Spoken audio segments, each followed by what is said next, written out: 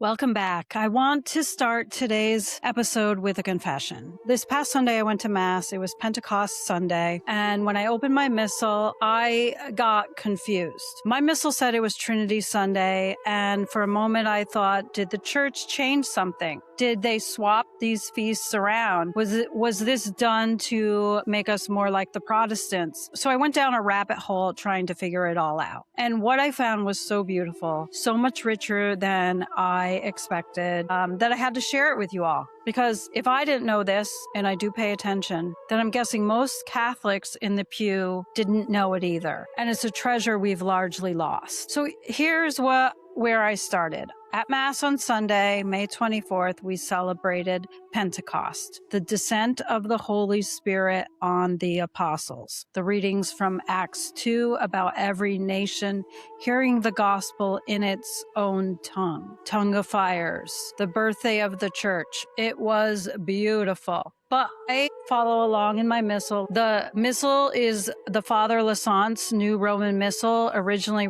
printed in 1937, reprinted in 1945. It is a pre-Vatican II treasure. So when I flipped to the date of Sunday, the layout looked like this. There was White Sunday called Whit Sunday, and then the next Sunday was Trinity Sunday, and then after Trinity Sunday was the first Sunday after Pentecost. That immediately stopped me. I was confused because in the modern calendar, I knew Trinity Sunday was the Sunday after Pentecost, but here there was a third Sunday called the first Sunday after Pentecost. And there was the whole week of feast days in between, Whit Monday, Whit Tuesday, Ember Wednesday, all the way through Ember Saturday. What was going on? So first, the name Whit Sunday. It's the Old English name for Pentecost, short for White Sunday. The traditional explanation is that the catechumens who weren't baptized at Easter were baptized at Pentecost, and they wore their white baptismal garments to Mass on that day. So White Sunday, called Whit Sunday, the name was used across England, Scotland, and Ireland for centuries. Whit Monday, Whit Tuesday, Whit Week, these are old, deeply Catholic English names, and they survived in the hand missals for English-speaking Catholics right up until the Second Vatican Council, when most of that just quietly disappeared. So Whit Sunday and Pentecost are the same day. That part is easy. Here's what I didn't know. Pentecost was never just a Sunday. Pentecost was an octave, 8 full days of celebration, just like Easter has its octave. The Holy Spirit's descent on the church was considered so enormous, so world-changing, that one day could not contain it. So the church gave it 8. Whit Monday, Whit Tuesday, Wednesday, Thursday, Friday, and Saturday. Every single one of these days has its own Mass, its own collect, its own epistle and gospel, all building on the mystery of Pentecost. And within that week were 3 of the ancient Ember Days, Wednesday, Friday, and Saturday. These are days of fasting, prayer, and the conferral of holy orders. Many priests throughout the centuries were ordained on the Ember Saturday of Pentecost. So imagine that, ordained in the week the Spirit descended, going out to preach with the same fire as the apostles. The octave of Pentecost was one of the oldest octaves in the entire Roman Rite, and it goes back to the earliest centuries of the church. So here's the part that gave me chills. In the pre-1955 calendar, the calendar my Lassant's Missal preserves, Trinity Sunday was the octave day of Pentecost. It's the closing Sunday of that 8-day celebration, not a separate feast tacked on afterward.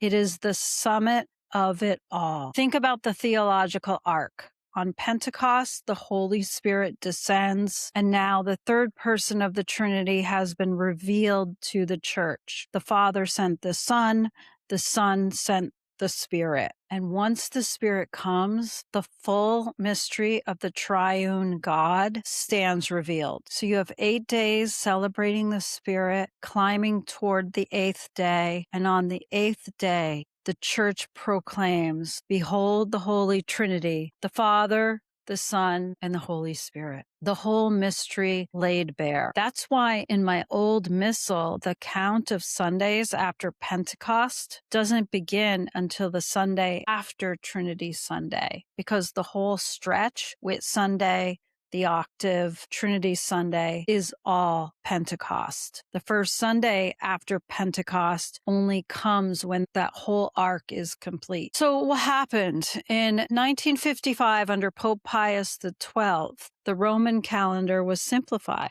The octave of Pentecost was suppressed, with Monday, with Tuesday, the Ember Days within the octave, gone from the calendar as part of Pentecost. Trinity Sunday was kept, but separated from its theological mooring as the octave day. Then in 1962, the calendar was simplified even further, and in 1969, with the new lectionary, even the name Sundays after Pentecost disappeared, replaced by Sundays in ordinary time. So that gets me confused when I attend the new Mass, because I don't understand what ordinary time is. And when I ask the parishioners that have only attended the new Mass, they don't understand the whole octave of Pentecost and the Sundays after Pentecost. So there is a disconnect there. And I want to be careful here. These changes were made by lawful authority of the Church, and a faithful Catholic at any modern Mass is fully and completely participating in the worship of God. The Holy Spirit is no less present today than in 1945.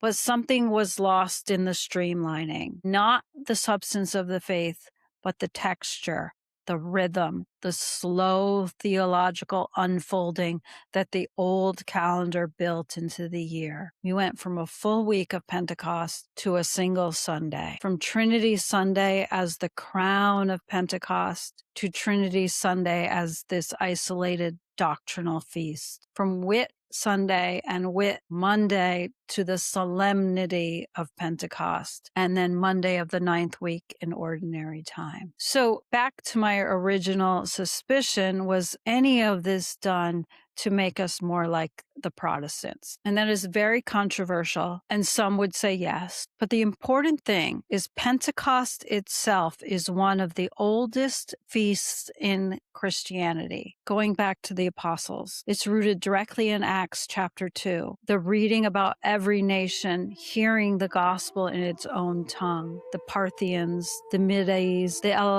Elamites, residents of Mesopotamia. That's not an ecumenical addition. That's the original Pentecost reading in the Roman lectionary for over 1,000 years. It's about the Holy Spirit reversing the curse of Babel, sending the gospel to all of the nations. That is the Great Commission. That's Catholic in the most literal sense of the word. The 1955 and 1962 reforms simplified the calendar, and reasonable people can disagree about whether that was prudent, and people argue in the Vatican Council after 1969 that the church became more Protestant-like. The losses, where there are losses, were losses of Catholic richness, of our own tradition, and not surrenders to anyone. And that's why I would encourage you first, pray the octave anyway. Nothing stops a Catholic from privately observing the octave of Pentecost. Whit Monday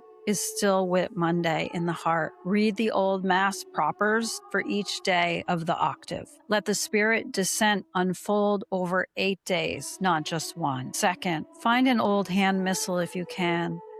The Licence, the St. Andrew Daily Missal, these are still being reprinted, and they open a door into a Catholic world that's deeper than the one we see in most parishes today. Third, go to a traditional Latin Mass if you have access, not to be a critic of the new Mass, but to taste the old. Even the 1962 Mass, which lost the octave, preserves far more of the old rhythm than the Novus Order does. And if you can, attend Mass at a traditional Latin Mass every day this week. You can follow along the readings for the Whit Monday, the Ember Days, and it will give you more of a richness of what the Pentecost and the Holy Spirit means. Fourth, share this with the Catholic in your life who just understands ordinary time.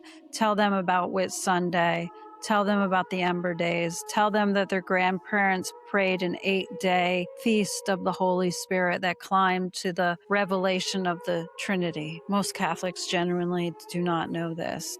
And once you tell them, they naturally want to learn more. I started this episode confused by my own missal. I'm ending it grateful for it. The treasures of the tradition are not gone. They're sitting on bookshelves and old leather bindings, waiting for someone to pick them up and read. The octave of Pentecost still exists in the church's memory. The crown of Trinity Sunday still gleams. Whit Sunday is still Whit Sunday, even if the Mass is called something else now. I wish you a happy and blessed Whit week and a blessed Pentecost octave. May the Spirit of the Lord fill the whole world this week and lead you to the contemplation of the most holy Trinity. This has been the TradNurse podcast. God bless you.